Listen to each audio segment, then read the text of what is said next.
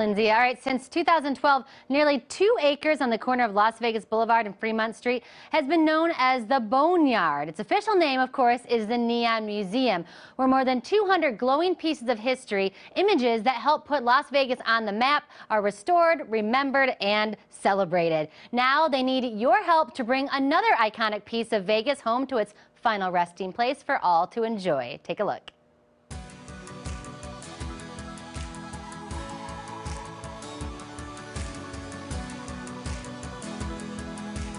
It's huge, it's iconic. Right now, it may not look like much, but this is actually the Hard Rock Cafe sign that graced the corner of Paradise and Harmon since 1996 until recently. It needs a little bit of love. There is a campaign to restore it back to all of its glory so that it can find its home back at the Neon Museum. And of course, if there is a campaign in the community, we know that Findlay Automotive Group is attached to that. So Tyler Corder is the CFO there.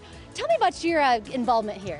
Well, this is, as you said, an iconic sign, and we've been in Las Vegas for now almost 60 years, yeah. So we really are interested in preserving the Las Vegas history. And this is a sign that anybody that's lived in Las Vegas has driven by many, many times. And so to highlight the Neon Museum and their efforts to restore this sign is just something we thought we wanted to make everyone aware of. So that's why we're here today.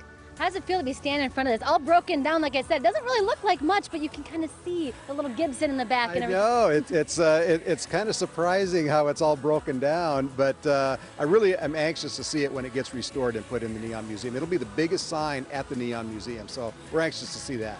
And of course, behind that effort too is Brenda Boak. She's with the Neon Museum. So what exactly goes into the restoration? How does this all happen?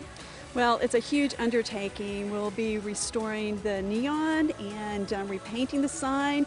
All the inner workings of the sign will be restored to modern day technology to make it run efficiently and wonderfully, so it's a really big job. One of the reasons why this sign is so very important is because it was the flagship sign for Hard Rock cafes around the world.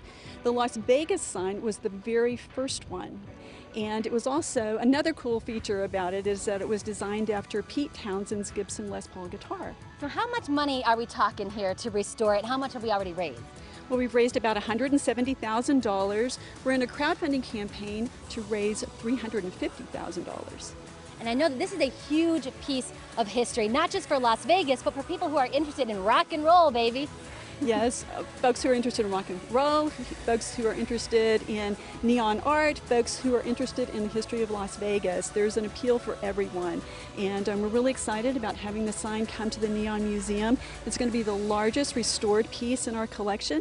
Once installed, it's going to stand over 80 feet tall and be 24 feet wide and be a huge showpiece. And right now it's being stored here at Yesco. So kind of what are the steps to get it back to its glory?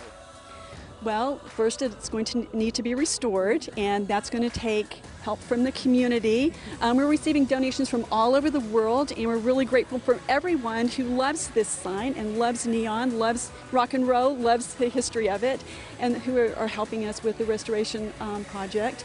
We'll have it restored, we'll have it installed, and then we're going to throw a big party to light it up. All right, if you'd like to help donate, help save this Hard Rock Cafe guitar sign, you can go to neonmuseum.org and make your donation right there. And of course, we'd always want to thank Findlay Automotive Group for being one of our Community Pride partners.